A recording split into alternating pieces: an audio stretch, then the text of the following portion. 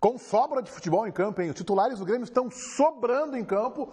O Grêmio conquistou uma vitória importante ontem. É claro que a gente vai abordar aqui este ótimo momento do tricolor do técnico Renato Portaluppi. E vamos projetar também o Internacional, que quer manter a sua recuperação na Série B contra o Náutico no Beira-Rio neste sábado à tarde. Participe conosco.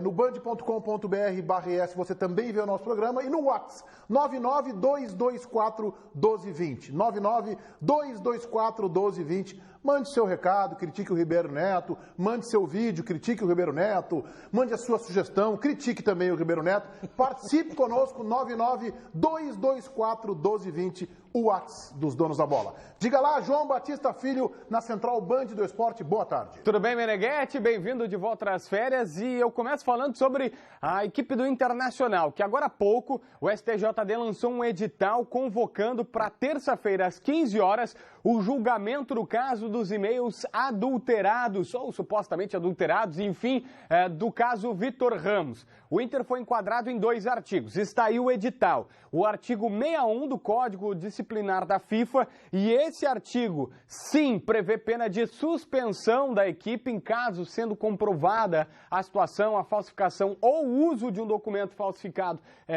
por algum clube, ele pode ser punido com uma suspensão e, nesse caso, o Inter cairia para a Série C do Campeonato Brasileiro. No artigo que está incluso do CBD-JD, da Confederação Brasileira de Futebol, aí é uma pena diferente. O Inter pode ficar sem fazer transferências nacionais e internacionais por um tempo e ainda tem a previsão de um pagamento de uma multa. Meneghetti. Muito bem. Felipe, vai dar alguma coisa a isso ou não vai dar nada esse julgamento aí?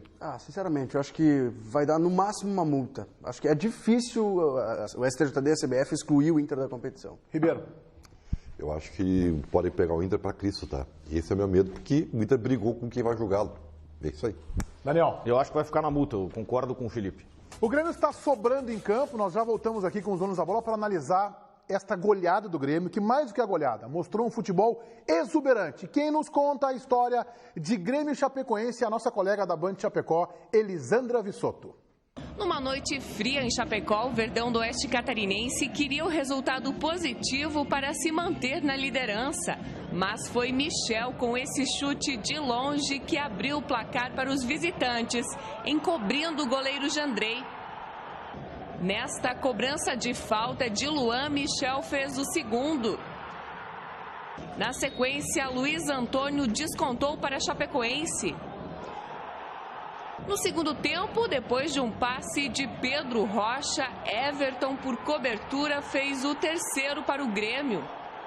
Menos de um minuto depois, Everton recebe de Luan e amplia a vantagem para o tricolor, balançando a rede pela 4ª vez. Rossi foi para cima da marcação. A bola bateu em Cortez e o árbitro assinalou pênalti.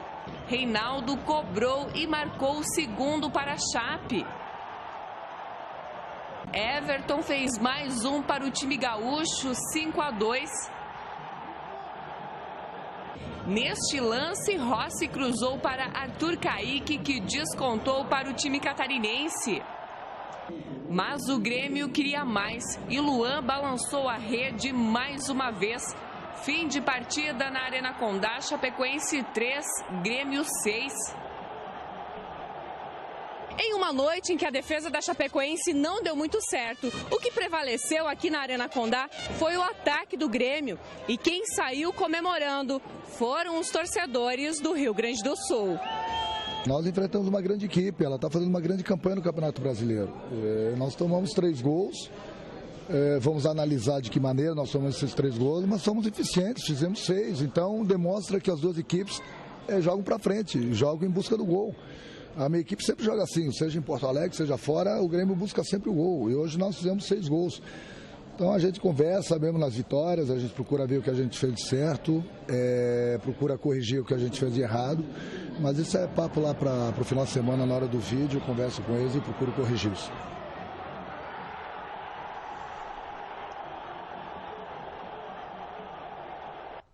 Mesmo quem respaldava o trabalho do Renato, mesmo quem elogiava e quem enxergava que ali na frente o Grêmio iria encaixar, mesmo quem conseguia vislumbrar esta possibilidade que ia acontecer a curto prazo, Não poderia, como eu, me incluo entre esses, que respaldavam, que enxergavam qualidades no Renato como treinador, não poderiam imaginar que de forma tão curta o Grêmio chegasse neste ápice. Com o futebol que o Grêmio está jogando, o mais difícil agora não é nem melhorar esse futebol, salvo uma outra correção. É manter essa performance ao longo da temporada, porque as competições, todas elas vão ter o seu clímax lá no final do ano. Não tem competição terminando agora em julho, como tínhamos antes, a Libertadores América. Se a Libertadores América acabasse em agosto, o Grêmio seria o maior favorito que se tem. Mas não, a competição vai até novembro. Então a dificuldade do Renato é a manutenção. Que o futebol que o Grêmio está jogando hoje está acima de qualquer equipe do futebol brasileiro neste momento. E sabe o que é o mais curioso? O Grêmio não jogou ontem como ele vem jogando. Com toque de bola, envolvendo o adversário. E não é uma crítica. O Grêmio não tinha como fazer isso ontem porque era um potreiro. É lama pura no campo. Vinho de Condá bastante prejudicado. O Grêmio soube se adaptar ao terreno, jogar outro tipo de jogo, se retraiu. E aí, palmas para o elenco do Grêmio, para os jogadores que souberam fazer isso. E agora, o meu elogio ao Renato. E vocês sabem, eu critico o Renato quando acho que tem que criticar. Dessa vez vou elogiar, porque a lógica era, quando o Barrios se lesionou, botar um volante e tentar segurar o resultado. Eu teria feito isso. Ele botou o Everton e eu ficava tentando entender o que ele está fazendo. Ele tinha campo, ele conseguiu contra-atacar. Graças ao Renato e à substituição dele, o Grêmio fez 6. Poderia ter saído ontem com 2-1, 3-2. O Grêmio fez 6-3 ontem porque o Renato foi ousado. Você também vai aplaudir o Renato, Ribeiro? Boa. Esse teu aplauso fala mais que qualquer tese tua. Daniel Oliveira. Sabe que essa acho que foi a melhor participação do Ribeiro Neto na história do programa, né? Meneghetti, basta ver o Grêmio jogar que tu vê que o time é bem treinado, né? E ontem até postei nas redes sociais, eu acho que ainda se vive do preconceito ao Renato. É apenas um motivador. Há horas que o Renato não é apenas um motivador. Basta ver o desempenho do Grêmio. Eu acho que falta. Eu quero dizer. O que é? Só fala isso agora. Ô, Daniel, sobre isso aí, eu quero dizer o seguinte, uma ponderação que eu tenho, que eu acho que para o Renato vai ser importante ele ter experiências, ele tem uma sequência de carreira, de trajetória em vários clubes. Sim, tá? Sim. Eu queria ver, por exemplo, eu acho que o Renato, daqui a uns anos, eu acho que o Renato tem a cara do Flamengo. Eu acho que ele vai treinar o Flamengo e ele vai se dar muito bem no Flamengo. Vai ter ambiente, vai ter clima, ele é a cara. Então eu acho que o Renato falta ele, eu acho que ele vai ser daí um técnico mais de ponta ainda, quando ele ficar nessa aí de ter sequência, vai para um clube, disputa uma Libertadores, disputa outra, mas se tu pegar disputa um Mundial daqui a pouco, Renato, começa a participar de mais competições com outras agremiações, mesmo ele não tendo essa sequência, tu pega a biografia do Renato. Ele disputou uma final de Libertadores da América, ele levou o Grêmio a um segundo lugar de Campeonato Brasileiro. Ele foi 2 edições da Copa do Brasil. Foi campeão da Copa do Brasil, mesmo não sendo aquele treinador que tivesse uma carreira com continuidade, o currículo, a biografia dele mostra que ele é um cara que vence, ou que chega perto da Eu acho que o grande trunfo do Renato, Ribeiro, é o fato de ele conhecer muito bem o ambiente vestiário e ele conseguir criar um ambiente favorável para ele. E isso não é apenas mobilização, isso tem que ter o cheiro, tem que ter o faro. Ele cria esse ambiente e a partir daí ele coloca o que ele aprendeu na sua trajetória, que não é muito longa, é razoavelmente mediana a trajetória dele, consegue fazer o time encaixar. Até porque agora, o que ele mesmo desejava, ele tem um grupo, né? Tem jogadores que ou eram titulares ou postulam a titularidade, jogadores voltando, ele vai ter que administrar isso aí, mantendo a performance do time. Eu concordo com o Felipe, o Grêmio se adaptou ao campo de jogo. O jogo foi de gauchão ontem, né, praticamente. E o Grêmio se adaptou muito bem a isso. E o que eu gostaria de sublinhar, o alto índice de aproveitamento do Grêmio. Está aqui o cara que mais reclama do Grêmio perder gols. E ontem, o Everton chutou 4 bolas e fez 3 gols. Não. Sabe? Então, Ribeiro, é elogiável. Tu contesta às vezes os números, mas olha só, isso é número do jogo de ontem, tá? O Grêmio chutou 7 vezes ao gol. E fez 6 gols. O único chute que a bola não entrou, que foi no gol e não entrou, foi já nos acréscimos. O Everton chutou e o Jandrei pegou. O resto, todos que foram no gol entraram. E aí, eu acho que não foi culpa do goleiro, sinceramente. Até o lance que o Michel fez por cobertura, ele admitiu que não queria fazer o gol. Nem ele tentou lançar o Ramiro. Não precisava. E acabou encobrindo o goleiro. Eu vi nas redes sociais de ontem para hoje algumas contestações de torcedores do Grêmio, mesmo o Grêmio tendo goleado e ter feito mais uma boa partida, em relação ao Marcelo Groy. Eu vi essas contestações. Mas você sabe que o Groy não é por causa do jogo de ontem. O Groy não é mais aquele Groy, né? Jogador de seleção brasileira. Quantos anos tem Marcelo Groy? 30? Acho que tem 30. João Batista? 31, João Batista está conosco aqui, João Batista? Estou sim, 30 anos. 30. Eu quero que tu fale daqui a pouquinho sobre possibilidade de proposta, negociação, se tem algo em andamento, ou por parte dele ou por parte do Grêmio. Diga, Ribeiro. Não, só porque eu acho que é difícil dizer isso, tá? Mas me parece que o que fez mal para o Marcelo Groi foi um contrato de longa duração. 4 anos de contrato. Porque tu meio que fica numa zona de conforto, né? O Groi até agora não tem uma sombra. Mas eu quero te perguntar, tecnicamente, tu acha que ele falhou ontem? Não, eu acho que ele falhou, sim. Tá, mas eu dou um desconto para ontem, tá? Não é uma defesa ao Groi, eu acho que ele vem falhando, ele já teve temporada muito boa. Eu não falo pelo jogo de ontem, eu tô falando pelo momento. Mas eu queria falar também do jogo de ontem. A bola estava escorregadia, a grama estava ruim, tinha lama onde ele pisava, é difícil do cara tomar impulso, por exemplo. Ele quase falhou num gol do Wellington Paulista. Quase o Wellington Paulista fez um gol numa falha dele, na verdade. Ele foi sair de soco, errou e o Wellington Paulista pegou o rebote. Ontem eu dou um desconto. Só que eu pergunto para vocês, tá, vamos tirar o Marcelo Groi do gol do Grêmio. Coloca quem? Léo, Bruno Grassi, eles também falharam. Isso é outra coisa. Eu discordo do Ribeiro. Eu acho que não é a zona de conforto. Eu acho que o Groi sentiu não ter sido mais lembrado para a seleção brasileira. Eu acho que depois dele não ter sido convocado, o futebol dele não conseguiu ser o mesmo. Ele é muito bom goleiro, mas a temporada dele ela não é boa. Ele vem falhando com uma certa frequência. Eu acho que essa falha dele é uma falha séria e grave. Esse gol que ele defendeu a bola dentro, passando a linha, cair dentro do sério. gol com a bola. É perder noção de espaço. De tempo de bola. Então, aí eu não entro nessa desculpa, tá escorregadio. Pô, vai jogar com bola. Jogar de noite no Rio Grande do Sul, por exemplo, a bola vai estar sempre escorregadia, porque tem sereno. Aí não pode jogar, então. E eu defendo o Marcelo Groi, acho um baita goleiro. Mas... Daqui a pouco ele toma um peru, por exemplo, de tentar segurar a bola passar por baixo. Num gramado molhado, tudo bem. O problema do erro dele é que ele caiu para dentro do gol com a bola. Quer dizer, é um erro gravíssimo. JB, o Grêmio está procurando goleiro? Existe essa possibilidade ou não? O Grêmio procurou o goleiro Matheus, mas até recentemente voltou a sondar, ver se o Juventude não conseguiu uma liberação e tal. Isso nos últimos dias, tá, Meneghetti? Mas eles não liberam, não. Custa R$800 mil para tirá-lo do Ju, o cara fica livre em dezembro. Então o Grêmio não vai fazer esse esforço, não, Meneghetti. Não vai contratar outro goleiro, pelo menos não é o que está previsto. Lembrando que o Grêmio foi campeão da Copa do Brasil ano passado com o Marcelo Groi. Sim. Não, ele é um baita goleiro. Não está vivendo um bom momento. E o que eu digo é o seguinte, é que... Teve sucessivas lesões também que o atrapalharam, Também. Mas eu acho até que a característica dele mudou um pouquinho. Esse negócio de fazer cera, né? Ontem ele fez de novo. Isso não era ele, não é assim. Não sei, ele mudou um pouquinho. Sabe o que eu acho que seria bom para ele, algo que eu falei pro Valdívia e já falei pro Luan e acho que vale para ele. Acho que seria bom para ele buscar novos ares. Acho que para ele seria bom. Uma negociação para sair, mesmo que fosse uma transação do futebol brasileiro. Mas é que tem objetivo. E eu não sei, eu acho que o Marcelo Groi ficou numa zona muito confortável, assim, sabe? Eu acho que ele vislumbrou sair do Grêmio bem com a seleção brasileira. Como Por isso que o Grêmio também fez o contrato. Vem cá, sejamos honestos, o Grêmio fez esse contrato com ele porque achou que ia vender por um monte. O jogador estava indo para a seleção. Eu acho que esse negócio de renovamos o contrato até 2045 é porque vai vender na próxima temporada. Geralmente é assim. Claro.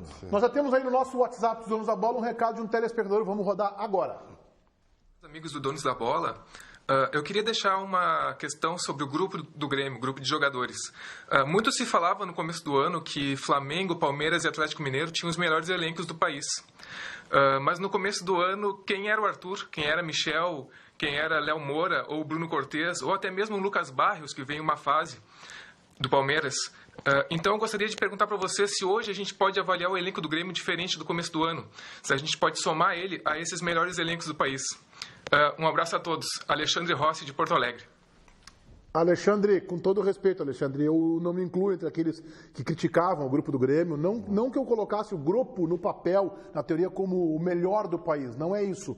Mas esses jogadores que tu citaste, por exemplo, o Cortez, a gente já conhecia, o próprio Michel, a gente conhecia, né? O Lucas Barrios, nem se fala, a seleção paraguaia, Palmeiras. Então a gente conhece esses jogadores do Grêmio.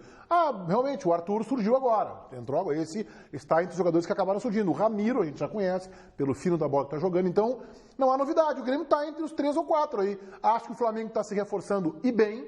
Acho que está se reforçando e bem, acho que é candidato. Vai ter o Maracanã esse ano, ao contrário do que teve ano passado. Palmeiras continua com um bom grupo e depois, num degrau abaixo, tá Atlético Mineiro, É que eu acho assim, Corinthians. o Palmeiras e Atlético Mineiro, por exemplo, que reconhecidamente são times que têm grupo, né? Clubes que têm grupo, eles estão jogando mal. É isso aí. O Atlético Mineiro ganhou do Avaí, foi um parto. O Vitor foi melhor em campo. O Palmeiras está jogando assim, é uma naba em campo. É impressionante o Palmeiras, não joga nada. E tu vê, claro que tudo no início. Eu até vou dizer, nós brincávamos aqui, e eu dizia para o Meneghete, tá muito cedo para o Grêmio estar tão bem. Tá cedo demais, né? O bom seria o Grêmio estar nesse estágio lá em agosto e tal. Mas, vamos ser honestos, né? Nós aqui no programa, o pessoal que está em casa, muitos gremistas também desconfiaram das contratações que foram feitas. Claro. A gente está aplaudindo agora o Bruno Cortez, Eu dei o pau no Léo Moura, o Michel, Moura. mas eu, ninguém sinceramente, aplaudiu isso. Não, peraí. A única contratação que eu achei que não fosse dar certo e que está conseguindo jogar é o Cortez. Cortez eu achei criativa. Eu falei aqui uma sacada criativa. A nossa avaliação é que o futebol japonês sim, esse eu critiquei. O Michel veio da segunda divisão, é uma incógnita. Demorou a se adaptar. O Michel demorou a se adaptar. Pois é, então eu acho que é muito mais pelo que o Grêmio está Mas quando apresentando o que a Grêmio gente está contratou o Michel, o elogiando. Grêmio tinha o Wallace, gente. A gente não deu muita importância para a chegada do Michel. O Grêmio já tinha o Wallace. Se falava, pode vender um volante e tal. O Grêmio já tinha o Wallace. O Grêmio tinha o Jailson, o Wallace, Maicon, o Ramiro para jogar naquela posição. Então, Michel não foi uma contratação que tenha despertado de nós um grande debate. Era um reserva, tá bem. O Michel é a contratação que todo clube faz. Tem algum jogador que de repente se destaca, independente da posição, vai lá e contrata para colocar no grupo, né?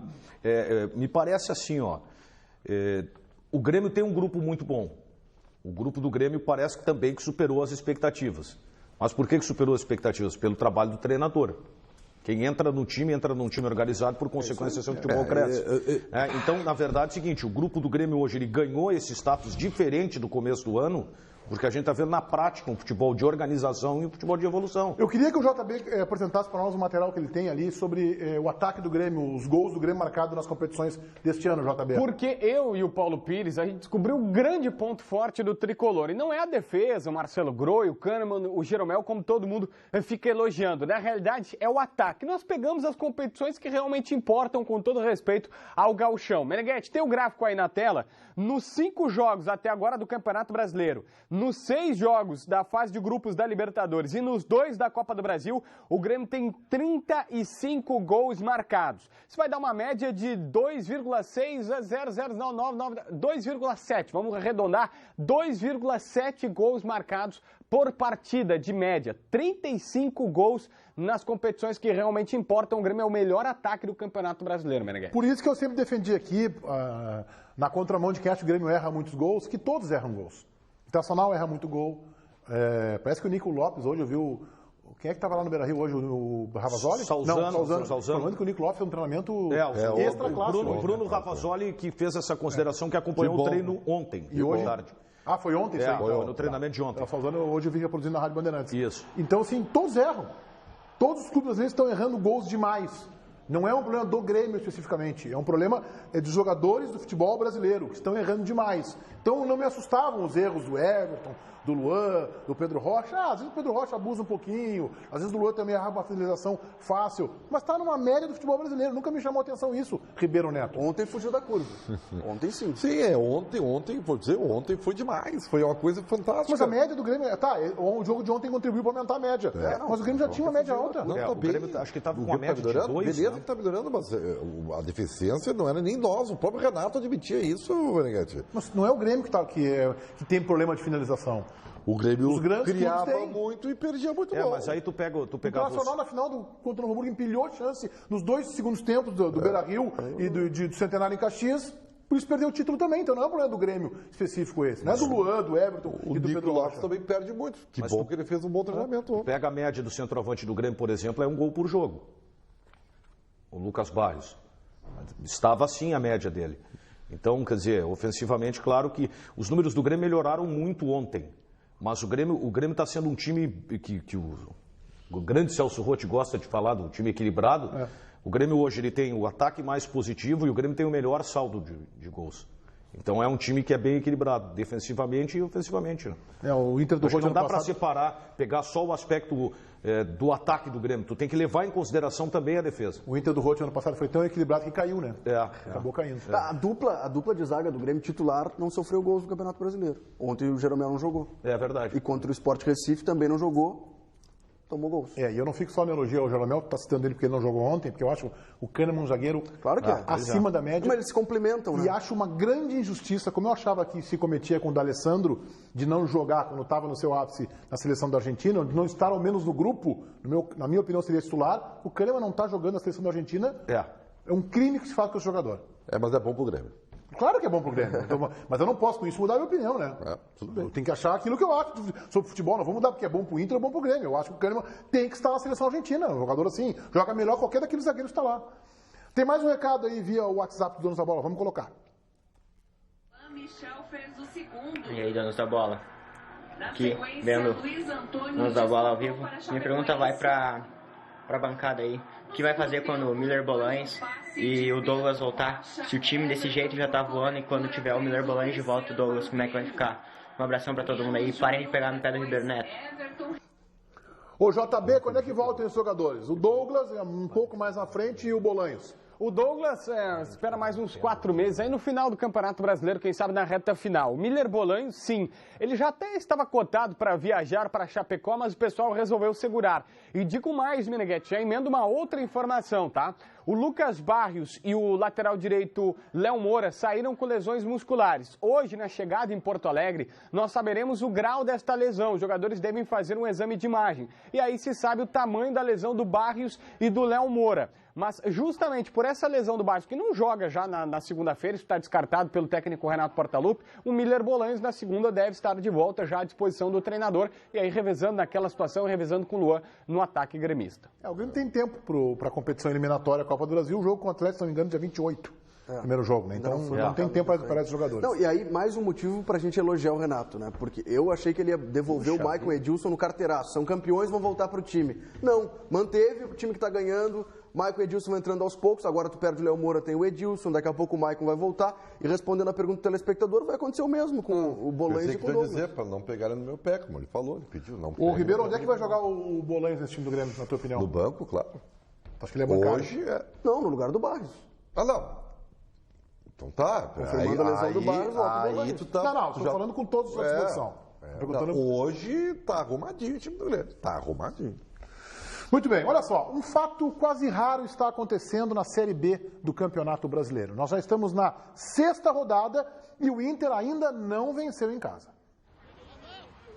Diante do vice-lanterna Náutico neste sábado, o time quer emplacar a 2ª vitória consecutiva na Série B e, por consequência, ingressar na zona de classificação. Isso só é possível porque venceu o Figueirense em Santa Catarina na última terça-feira, o que trouxe um pouco mais de tranquilidade e confiança para o grupo de jogadores. Entramos no jogo já, como é que a gente, na gíria que a gente fala, sangue nos olhos, né? Entramos com vontade, a torcida nos apoiou bastante. Agora, o Internacional precisa fazer a lição de casa. Até o momento, não conseguiu cumprir os seus objetivos atuando em Porto Alegre. Pelo contrário, jogar no estádio Beira-Rio trouxe preocupação e dor de cabeça para o torcedor colorado. Contra o ABC, o Inter saiu na frente, mas cedeu o empate. Diante do Juventude, o filme se repetiu. 2 jogos, 2 empates, vaias e protesto da torcida. Foram 2 empates, mas temos que manter a calma. Uma hora a vitória vai chegar. 2 pontos conquistados em casa. Apenas Náutico, Boa Esporte e Criciúma estão piores como mandantes. Em contrapartida, atuando longe do estádio Beira-Rio, o Colorado é o time de melhor campanha. São 2 vitórias em 3 partidas. Conseguimos essa vitória fora de casa, que foi bastante importante para nós. E agora esse jogo dentro de casa é importante também.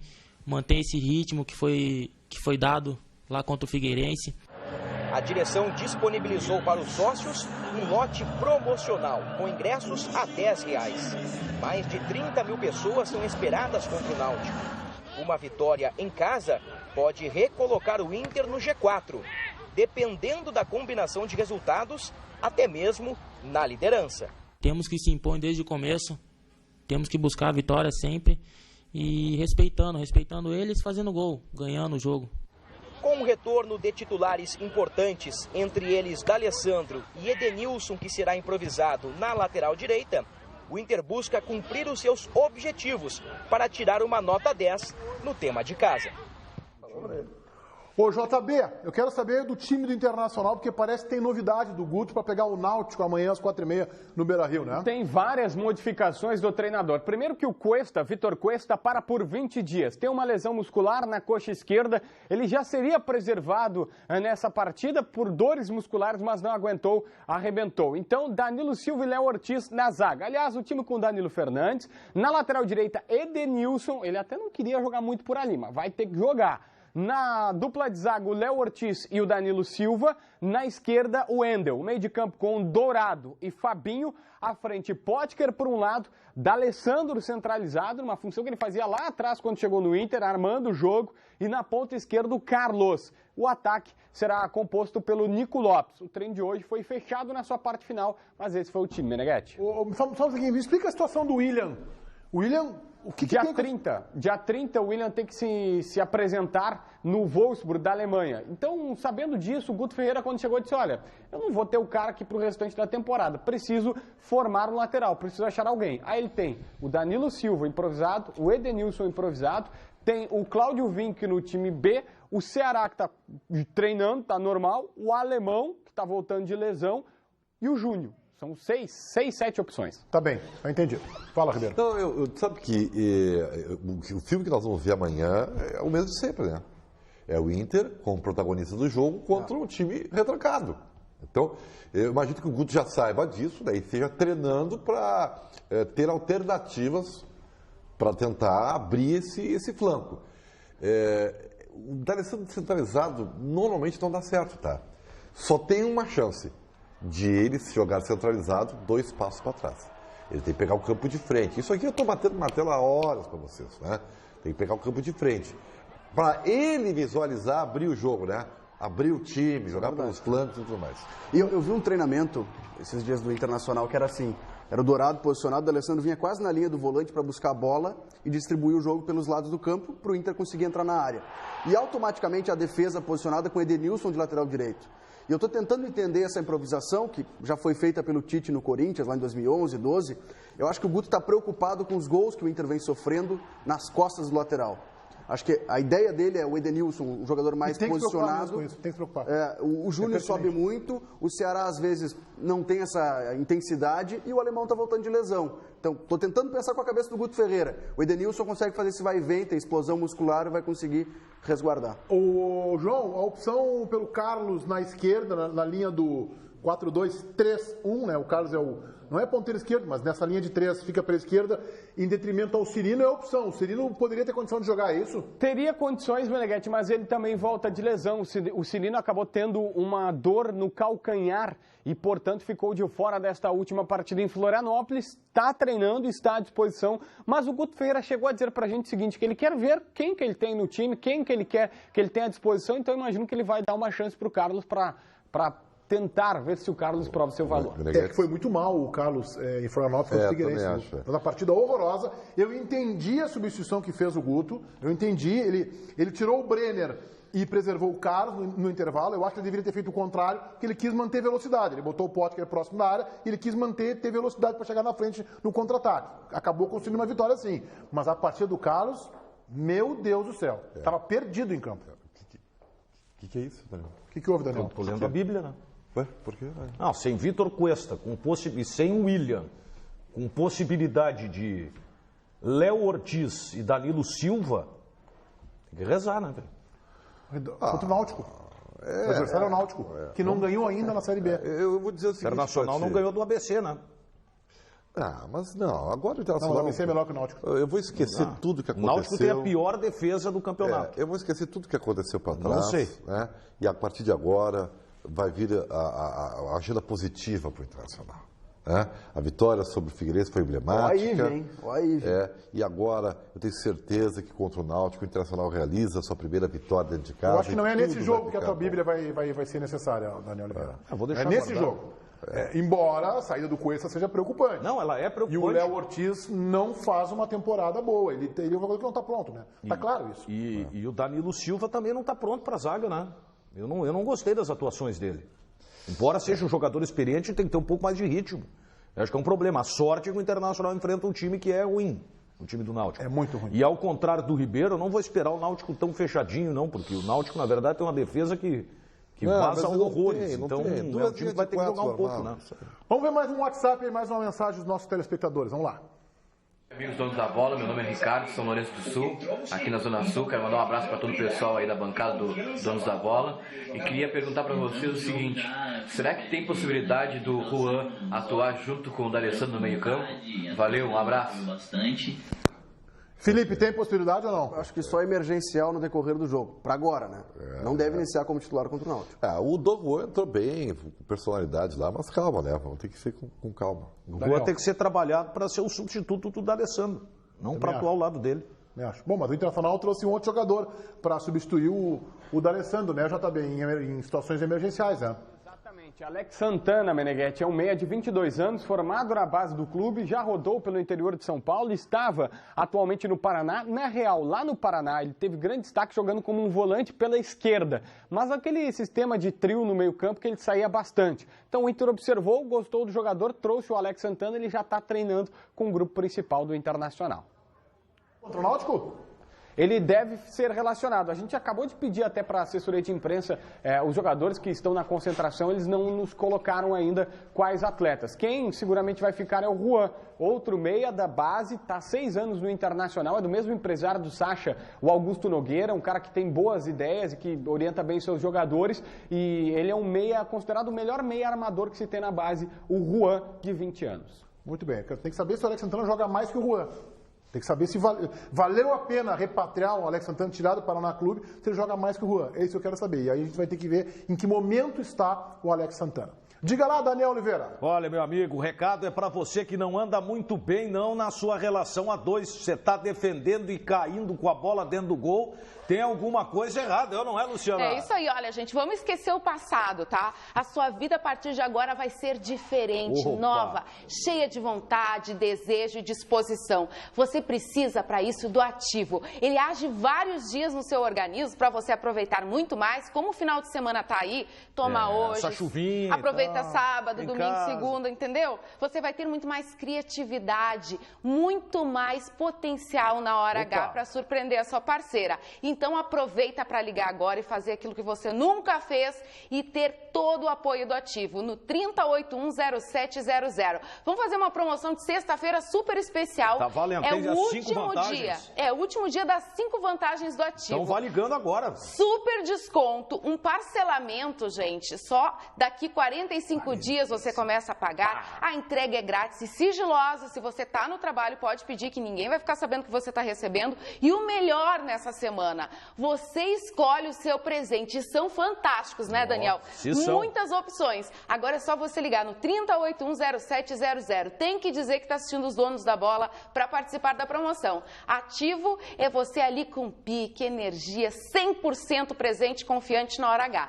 30810700, 10 minutos de promoção nessa sexta-feira e vamos garantir o final de semana, né, Daniel? Tá valendo, hein? 10 minutos, ligue agora 30810700. Esse aqui não altera nem a pressão, para ter uma ideia. Então, meu amigo, tá na tua mão resolver esse problema aí. Logo depois dos Donos da Bola tem o programa da Regina e a Regina Lima nos traz os destaques desta sexta-feira. Boa tarde, Regina. Oi, boa tarde, Meneghetti. Oi, pessoal de casa, tudo bem? Que frio, hein? Pois é. E aí, quem não tem namorado, chegando aí a segunda-feira, já tá pensando, né, no que vai fazer e tal. Até para arrumar um namorado, né, um marido, uma esposa, enfim. Pois é, a mãe Vivi vai estar aqui com a gente hoje e vai passar umas simpatias, então, né, para você ver se arranja um namorado, quem sabe uma namorada aí para segunda-feira. Também vai auxiliar nisso a Betina, que é chefe de cozinha e vai mostrar aí vai dar uma dica, né, de um café da manhã bem legal para você surpreender a sua amada ou o seu amado. E o Evandro Hazi, né, no Arrase, vai falar sim com as pessoas que estão desesperadas. Aquelas que já estão congelando o Santo Antônio, sabe como é? Coloca ele assim na água, pobrecinho. Então o Evandro conversou com essas pessoas e a gente vai estar mostrando para vocês. E também, claro, vamos atualizar a situação das chuvas, né, aqui no estado. Porque no programa da Regina você tem informação e também tem diversão. Tá bom, Meneghetti? Temos mais uma participação de telespectador no WhatsApp dos Donos da Bola. Vamos conferir. Ontem foi uma chuva de gols na noite, a noite chuvosa lá em Chapecó. Grêmio Chapecoense, 6. São 6 gols maravilhosos que nós conseguimos em cima da Chapecoense, uma das melhores equipes e líder do Campeonato Brasileiro. Para quem é da Série A, parabéns, gurizada. Para quem é da Série B, Ibis. Um abraço a todos vocês dos Donos da Bola que eu acompanho todos os dias aqui em Porto Alegre. Aqui Cláudio Pereira do Passo da Areia. Um abraço a todos vocês, sucesso! Valeu, Cláudio. Linda camisa da seleção da Argentina. Diga lá, JB. Olha só, Meneghetti, hoje uma publicação no Equador colocou Michael Arroyo, atacante de 30 anos, equatoriano, que é do mesmo empresário do Miller Bolanhos, no Grêmio. A direção diz que está em stand-by essa negociação, que existe sim o interesse, é um atacante com características diferentes que o Grêmio não tem no elenco, mas que o Michael Arroyo ainda não fechou com o tricolor, Meneghetti. Obrigado, JB. Com essa informação, finalizamos os Donos da Bola desta sexta-feira, prometendo voltar na segunda ao 12h30. Tenham todos vocês um baita final de semana. Vem aí o programa da Regina. Tchau!